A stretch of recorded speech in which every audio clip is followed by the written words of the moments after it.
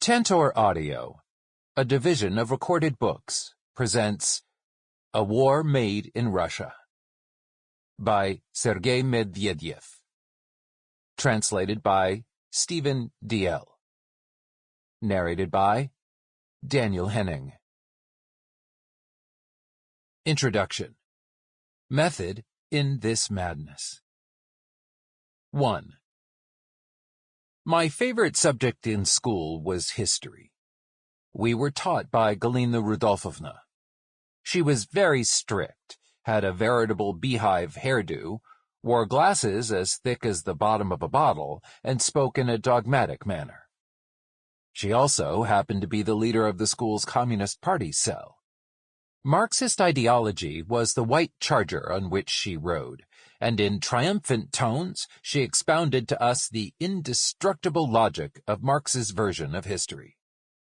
She explained its base and its superstructure, who the productive forces were, and their relationship to the means of production, and the changes in social and economic formations. I liked the harmony of this structure and the power with which it provided answers to every question. But the school course did not stop there. Galina Rudolfovna went further, telling us about the roots of Marxism and about classical German philosophy. She introduced us to Friedrich Schelling and Georg Hegel and explained the logic of his view of history. My teenage imagination was seized by the vicious mole of nature metaphor drawn from Hamlet by Hegel. He wrote that the world spirit imperceptibly digs in the thickness of history and comes to the surface in the form of an ideal state. For the philosopher, this meant the modern Prussian kingdom, which continued the splendor of Frederick the Great. Hegel explored this further in his Lectures on the Philosophy of History, maintaining that when the mole goes on digging, we have to listen to it. Sitting in the classroom, brightly lit by fluorescent lights, I would gaze out of the window at the late autumn dawn that was hazily breaking over Moscow. Gray buildings and bare trees stared back at me. I remember those last years of the Soviet Union as a dull, cold time. There were queues in the shops, patriotic songs playing on the radio. People spoke in half-whispers.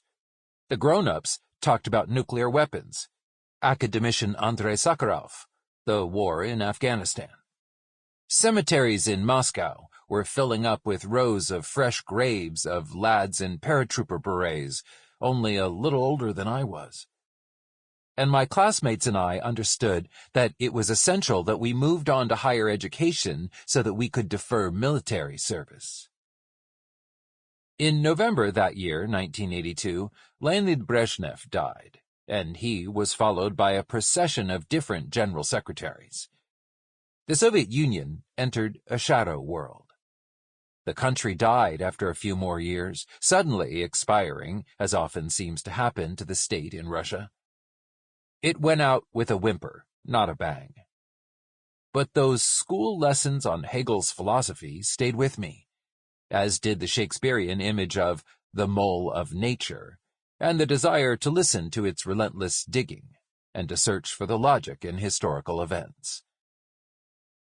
40 years later, Russia is again waging a colonial war on the territory of a neighbor, Ukraine.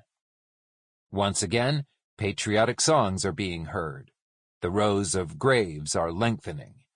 The fear of a nuclear strike has returned, and people are talking in kitchens in half-whispers.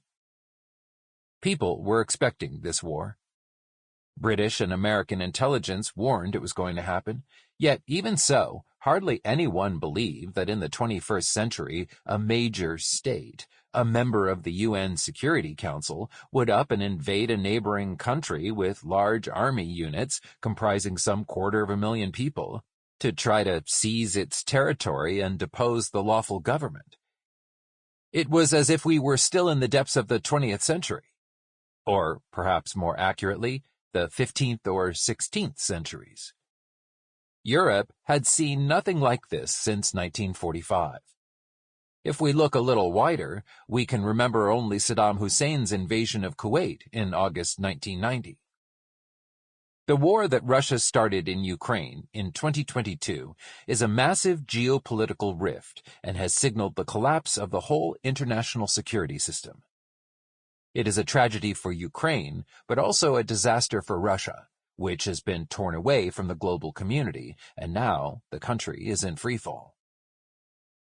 No one can yet predict the scale of this collapse. We are tumbling downwards along with the avalanche, desperately trying to stay on top of it so that we do not get buried alive.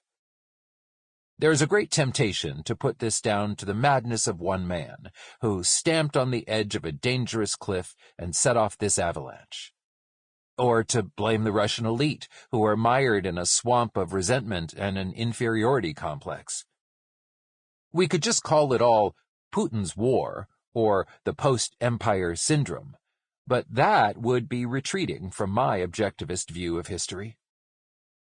To use another phrase from Shakespeare, this book is an attempt to find some method in this madness, to find some sort of legitimacy in this disaster, to fit it into the logic of Russian history, into the phases of the life and death of the Russian Empire, into the structures of Russian politics, society, and the mass consciousness.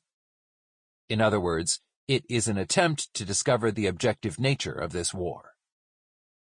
This has been long prepared for, breaking through, rather like the mole, in the fullness of time, and bursting out as Putin's state unleashing the largest and bloodiest slaughter seen in Europe since the Second World War. 2. War has always been a way of life for the Russian state, its very raison d'etre. The state arose at the dawn of the modern era on the eastern edge of Europe, squeezed between Lithuania and the Tatars, as aptly put by Marx.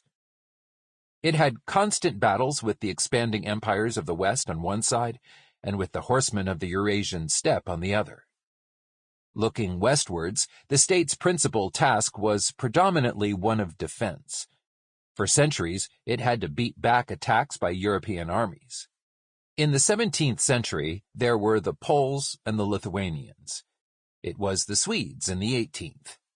Napoleon came in the 19th, followed by more French invaders and the British in Crimea. At the start of the 20th century, Germany and Austria attacked, and then Hitler invaded in the middle of the century. All of this helped to form what the 19th century Russian historian Vasily Kluchevsky described as the combative order of the state, boyovoye strogosudarstva, a state always geared for war. As far back as the 18th century, Russia was forced to create a defensive line that stretched for over 2,000 kilometers from the Black Sea to the Baltic. This was made up of a double line of forts placed a day's march from each other, but this still failed to prevent further invasions. As a result of these wars, Russia was the only one of the early empires of the modern era that survived a clash with the West, while all of the others, the Mesoamerican empires of the Aztecs and the Incas, those of the Safavid dynasty in Persia, and the Great Moguls in India, the Qing dynasty in China, and the Tokugawa shogunate in Japan, succumbed to the pressure of a superior civilization and became colonies or protectorates of Western countries. The Harvard historian Marshall Poe has called this the Russian moment in world history, and he puts it down specifically to the way the Russian state and society were organized along military lines. At the same time, Russia managed to extend its influence westwards, encompassing Poland, Finland, and Bessarabia. In the south and the east as well, Russia had to defend itself ceaselessly in the early centuries of its existence. In the 13th century, the Mongols seized the lands of Rus and turned them into part of the western province of the empire of the descendants of Genghis Khan, the Ulus of Jochi. Even after the collapse of the Golden Horde 2 centuries later, Muscovy continued to fight against its remnants for a long time. Crimean Nogai slave raids on Rus continued until the end of the 18th century. From earlier times, a defensive rampart was created and strengthened on the southern and eastern borders to guard against slave raids from the steppe. This was similar to the Great Wall of China, but located on the other side of the Great Steppe and made of wood, which was the basic building material used by the forest-dwelling Russian people. In the middle of the 19th century, Ivan the Terrible captured Kazan, capital of the Khanate of that name, which was one of the main legacies of the Golden Horde and a rival to Moscow. Ivan's crossing of the river Volga in Kazan began the ceaseless expansion of Russia to the east and the south that continued for the next 400 years. During this unprecedented expansion, Richard Pipes calculated that in the 16th and 17th centuries alone, Russian territory grew by 35,000 square kilometers each year, an area which is comparable to the size of the modern-day Netherlands. Russia seized the whole of northern Eurasia and became the largest continental empire in history. Such an expansion of territory demanded that the state be structured in a particular way, as did the endless wars and expeditions, influencing its relationship with the population and how it administered territorially. Alexander Etkind has described this phenomenon as internal colonization, under which the state colonized its own people within its own borders, simultaneously moving these borders as it carried out external colonization. Relations between the state and the population in Russia were never based on civil or republican models, but on colonial and exploitative ones. People were regarded as natural resources for achieving the state's strategic goals. In many ways, the colonization of Siberia and the Far East was brought about by military and policing tools, indeed by penal methods, rather like the colonization of Australia by the British Empire. The state built fortresses and prisons in the conquered lands, populating these huge frozen territories with soldiers, exiles, and convicts. As a result, the territory of Russia came to be regarded in many ways as the embodiment of repression and penitentiaries. For centuries, Siberia has been not just a frontier, but a metaphor for fear of the state, a place of exile. Complete generations of enemies of the state vanished in the frozen wastes of Siberia, as did whole peoples. The area became a place of exclusion, punishment, and oblivion. External wars and internal colonization determined a special role for violence in the relationship between the authorities and society, and between the state and the individual.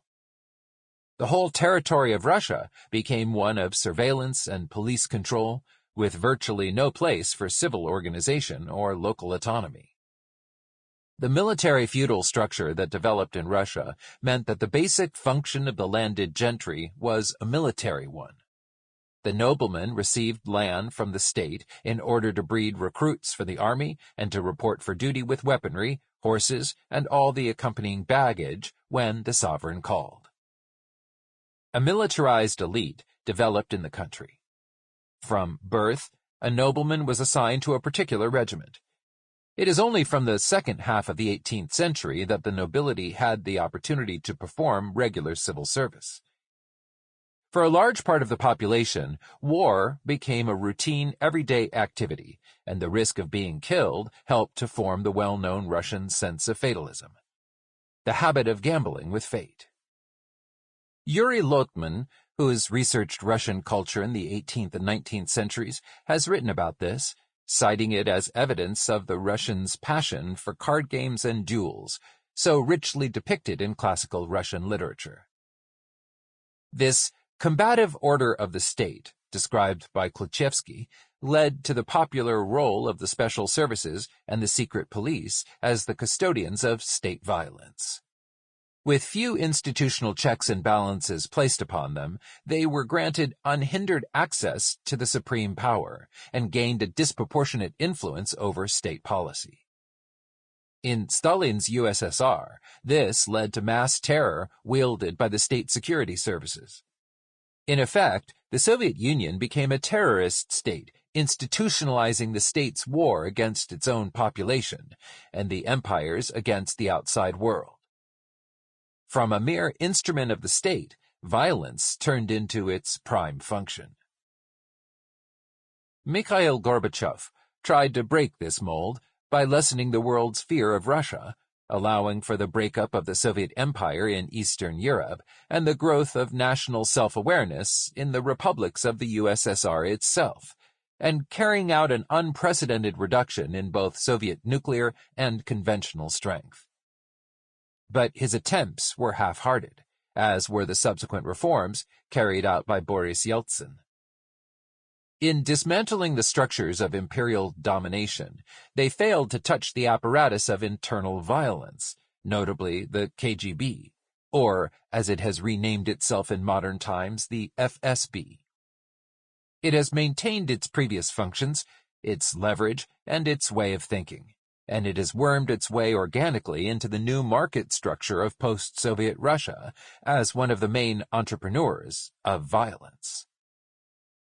Once more, the Chekists, as they like to call themselves after the first Soviet secret police force, the Cheka, have retained the myth from Soviet times that they form a secret order, a hidden power that is ready to spring to the assistance of the state should there be a collapse of power.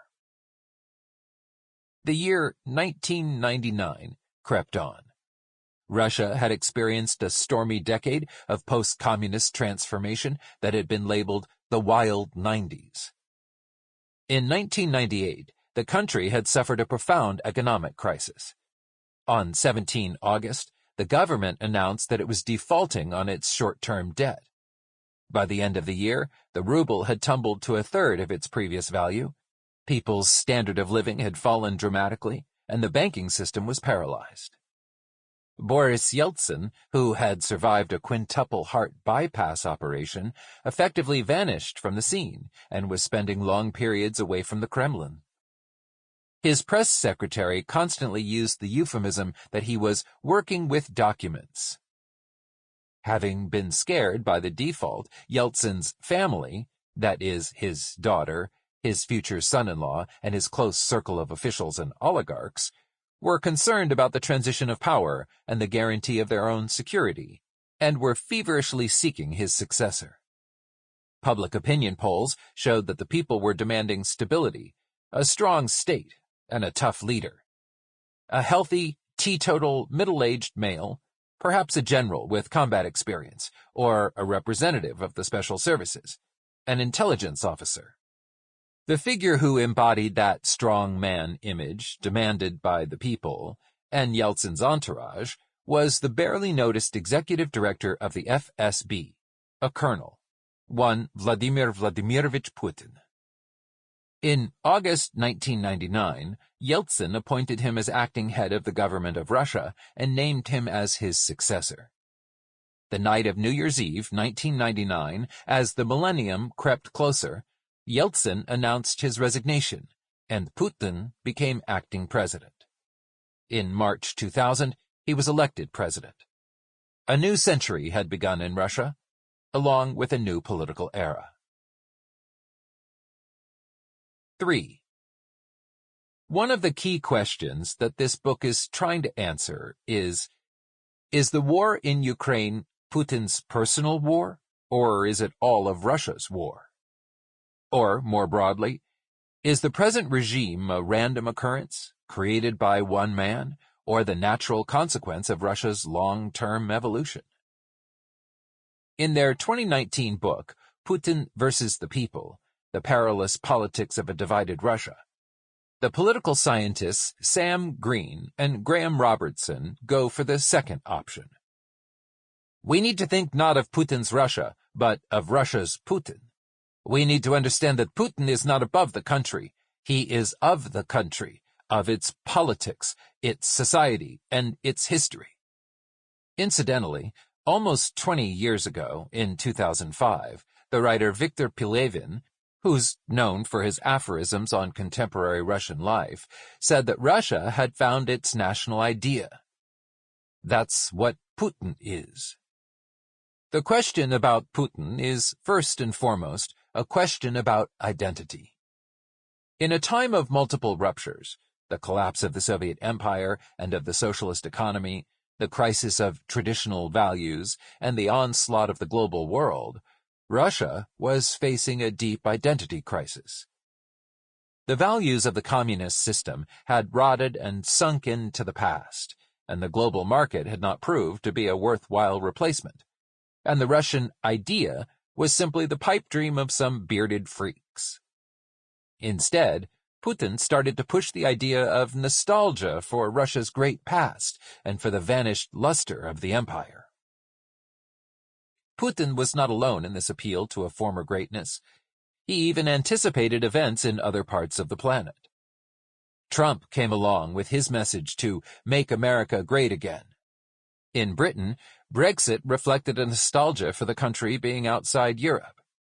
East European nationalists, such as Viktor Orban and Yaroslav Kaczynski, appeared in Hungary and Poland, respectively. And there was the rise of the ultra-right in Western Europe. Putin's turn towards conservative nationalism in many ways anticipated the rise of the authoritarianism of Recep Tayyip Erdogan in Turkey, Narendra Modi in India, and Xi Jinping in China, and therefore we should not ignore the global appeal of Putinism. Nevertheless, his main message was for domestic consumption. Rather like the hero of the cult films Brat, Brother, 1997, and Brat 2, 2000, Danila Bagrov, the Russian equivalent of Rambo who cured the USA of its Vietnam syndrome, Putin promised to take revenge for the imagined insults done to Russia and to raise Russia up off its knees. The spin doctors who molded Putin's image in 1999 to 2000 exactly caught the type that was needed. A strong man, terse and uncompromising, talking tough on terrorism without playing the liberal. Against the background of insipid politicians of the post-heroic era, Putin was shown to the world as the archetypal military chief, appearing now before the public in the cockpit of a jet fighter, next on the deck of a naval launch, then out horse riding, bearing his torso, thus creating one of the most memorable images of the past decades, and throwing us back to an age of masculinity, patriarchy, and naked power. Putin has given back to Russia one of its main archetypes: war. He came to power as the war president and has not left the subject alone even for a single year of his rule. His sudden appointment to the post of Prime Minister on 9 August 1999 coincided with the surprise attack on Dagestan by Chechen fighters 2 days earlier. Then there was a series of mysterious explosions in blocks of flats in Moscow, Volgodonsk, and Buyansk in the south of Russia in September 1999, which killed over 300 people and wounded a further 1,700. Another explosion was prevented in a block of flats in Ryazan, but this was then described as just an FSB exercise. Chechen terrorists were blamed for the attacks, but there are theories that suggest that the FSB and Putin personally were behind the attacks, and that Putin wanted to raise his ratings as a protector of the nation ahead of the presidential election in 2000. As well as strengthening the role of the FSB and justifying a new war in Chechnya. One of those who strongly suggested that Putin played a role in this was the former FSB Lieutenant Colonel Alexander Litvinenko, who was poisoned with polonium by Russian agents in London in November 2006, according to an investigation by the British Special Branch. Whoever was behind these explosions, the Second Chechen War sharply increased Putin's popularity, and his phrase, "We'll wipe out the terrorists in the shithouse," became a meme and the slogan of his first presidential term. This term was built on the global war against terror and coincided with the terrorist acts on 11 September 2001 in the USA and America's subsequent war in Iraq, which, at the time, Russia supported.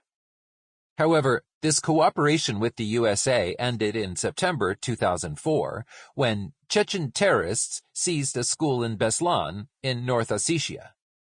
More than 300 children perished in the botched operation to free the hostages. But Putin unexpectedly blamed the attack not on Islamic extremists, but on Western countries, who allegedly were standing behind the terrorists. From that point on, the focus of Putin's permanent war switched to the West. He blamed the West for the collapse of the USSR, which he described as the greatest geopolitical catastrophe of the 20th century, and for subsequent attacks to weaken and dismember Russia. By 2007, this ideology had been formulated into a particular sort of Putin doctrine, which he presented at the Munich Security Conference. He shocked his audience by launching into invective against the USA, the enlargement of NATO, and the unipolar world, as well as by his announcement of Russia's sphere of interest and effectively his declaration of a new Cold War.